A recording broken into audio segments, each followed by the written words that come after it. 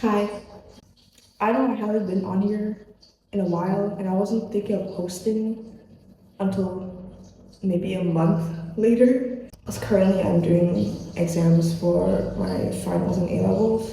But tomorrow's my birthday and I thought what better timing to reintroduce myself into my own YouTube channel than my birthday. We are also going to do a mini get ready with me because I can, and I'm going out, so perfect timing anyway. And people love that. People eat that up on YouTube and TikTok, so I'm gonna do that. For this video, we are gonna talk about 80 things I've achieved or learned in my life. Because I'm 18 tomorrow, I can't order the kids' meal for free anymore. So that's a downside. A good side is that I don't have to ask my parents every time I go out now. Also, if you hear the echo, I'm sorry. I'm also, in the bathroom. I need to do a lot of noise canceling in this, don't I? Okay. Anyway. People ask about my skincare. By people, I mean like 2 people. I use this cleanser by CosRX. I've already cleansed my face. She's squeaky clean. First thing I've learned within my 18 years of living, which is actually really recent and really sappy, actually. I actually discussed this with my parents the other day because I had a realization that I was turning 18. I was like, Mommy, Papa, God, I'm turning 18. I feel so unaccomplished. And I feel like I wasted my entire teen years not doing much. Like, I feel like I haven't achieved much, honestly. They beg to differ, but I genuinely felt like I didn't do anything within at least the past 5 years. I feel like I have achieved nothing. I've literally just breathed and ate. I've not won a Nobel Prize, a Grammy, like, not saying that the achievement needs to be to that extent. Okay, this sounds like a very negative starting point. For just context, I just didn't feel like I was a straight A student. I didn't feel like I won that many awards in my life. I was not conventionally achieving anything. So I felt very unaccomplished for a solid a week ago, for 2 days. But then my parents, being the lovely people they are, and did not say, yeah, you've done nothing, girl. Like, you have wasted your entire life and set up for failure for the next maybe 10 years. They actually comforted me and realized that is okay. The media has portrayed at 18, you need to have done everything. You need to have had a job. You need to have had, I don't know, more than 30 medals in your life. You need to be a cheerleader, you need to be class president. You need to have a boyfriend. You need to have a group of 10 friends to be successful in your life at 18, You need to go on parties. You need to be popular, you need to be well liked, you need to be loved by all your teachers and not fight with one of them even though they're being petty. That was personal. All these things that media and not even media, like I'm not talking about maybe you could talk about social media, but I'm talking about like movies, shows and stuff like that portray children at my age having to be this dysfunctional teenager, but at the same time having partied everywhere, like 2 very opposing sides of a teenager. The one that's dysfunctional and parties like crazy and like probably drinks for every weekend, and the other one that's super academically inclined, super that she's gonna become prime minister one day. There's no middle area, and there's also no not in that area, which is where I fall into. And not to my parents that is okay, because actually the starting point of where that all begins is after 18, not 18 and below. Because now I think about it, it is kind of illegal, not illegal, but unhealthy to do all those things before 18.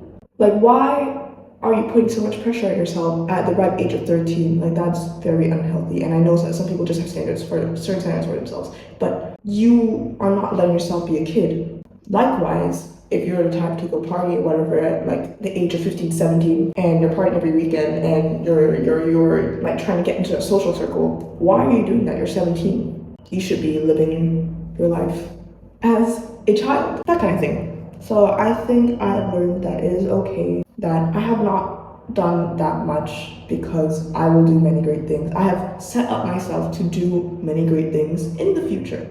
Number 2 that I've achieved is that I got into an art university. Everyone clapped, everyone cheered. Thank you. Granted, I did not get into my dream uni per se. Within these 18 years, this could be a third point, I have learned to let faith guide me. As someone who is a Muslim as well, there's a lot of belief in just, it is what it is, this is what has been given to you. Although, okay, some people will say you need to be more resilient, you need to fight back and whatever, but like sometimes it is just a sign that maybe you won't be happier, you won't be thriving in where you are, where you thought you might be, and that's okay. It's all good, girl. It's not an issue. With that being said, I'm very happy with the uni I got in. My dad went to visit the uni for me because he's currently in the UK. Said the area reminded him of the place we used to stay when we were living in the UK. So that made me very happy in a way because I really miss the place that we used to live in. So in a sense, it gave a lot of nostalgia and comfort. And I think I'm the type of person that likes the kind of country, slow energy rather than the fast-paced life, despite the fact that we're living in London right now. I'm not going to disclose which uni I'm going to because I do not want to get shot and killed. So you can take your guesses. I just realized how serious all the ones I've mentioned is. There's no lighthearted ones. Oh, there's a lighthearted one. I've learned that I love pink. And I know that sounds so silly. When I was younger, I loved pink. I was such a girl's girl, but somewhere when I grew older, I was hypnotized to think that I had to be a man. Don't ask me. I wanted to be a tomboy so badly because I thought that was the ideal of society's expectations of a girl. Because everyone thought girls who loved pink and diamonds and glitter were disgusting. Let's switch it up. I want to be a man. And because of that, I rejected a lot of conventionally feminine things. And now that I have grown and understood how horrible the way society shapes women are like, I very much regret this decision because I genuinely do love pink. I love glitter. I love diamonds. Oh my god, I love diamonds. Pink is amazing. I love pink. I love Barbies. Also, I've done all my skincare. Prep all done for makeup. If you care, these are all the products I use. If you even care, I'll list them in the description box if you want to. Oh my god, I'm such a YouTuber. This is the 5th thing now. I'm not going to do 18 things. It's just taking up too much time for me to think of. I'm just going to think of whatever comes to my head. By the time I finish my makeup, that's when I stop. I've learned that staying silent is worse than being loud and vocal. I can take this in multiple lenses. One lens is something very supposedly political apparently to the majority of people. A very current affairs take, which is the issue of the war in Palestine, right? This is just a general thing, not only about this specific thing, but I had always been afraid to speak up. I was always afraid to preach on the things I believed in, especially when it came to reposting on social media, saying what I wanted to say on social media, because it is very easy for other people to judge you behind the screen, and I was afraid to be judged in any way, shape, or form. And I know that's bad, and I know I shouldn't be, but it is a very natural, very normal thing to be afraid of, right? I guess my main fear was being performative, because that was a really big thing, big issue, right? Back when, during the BLM movement, it was very easy for people on social media to be performative. But then I realized a person who is performative would not think about this. A person who's performative would think, I'm just gonna post this because everyone's posting it, and I wanna make sure everyone doesn't think I'm a bad person, and I also want people to look up to me. That's what a performative person thinks. But my worry is that I don't want people to think all those things about me because I genuinely want to make an impact.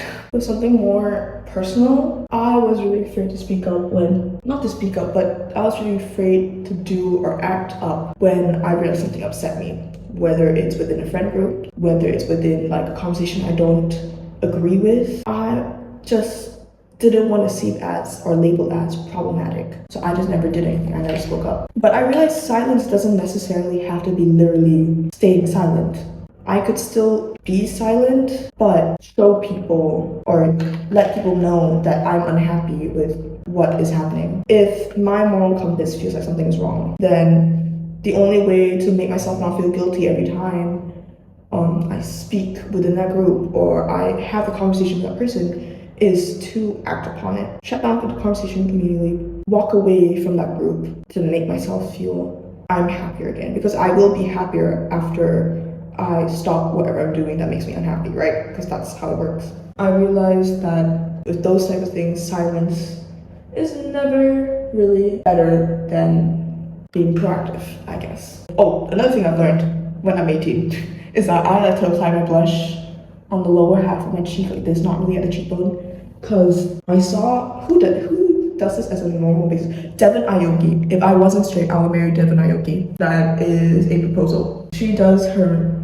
blush specifically on the lower part of cheek, not here, and it gives her face like the most gorgeous, luminous, like look, you know? I just want to be Devin Aoki. She's the girl boss of every century, you know? Another thing I've achieved is that I got a debit card, and honestly, it's the most useful thing I ever had because I hate carrying cash. I hate counting the money. I hate counting the coins. So having a debit card honestly saved my life. Also, I'm a socially anxious person. If I'm talking to a cashier and their telling my total is like, by the way, your total is 9 ringgit and 73 cents. I'm gonna start getting so crazily anxious trying to look for that 9 ringgit and 73 cents.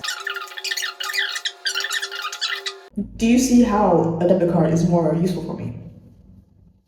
And the very last thing I'll leave you with is that it is okay and it is cool to hang out with your parents. I don't know why we still have the stigma that it's not cool with hanging out with your parents, but you should love hanging out with your parents. I love hanging out with my parents. Go to the movies with your parents. Go to a concert with your parents. Go dance with your parents. Go ice skating with your parents. Why are you so afraid to be seen with the person that cared and nourished you, unless they were horrible to you?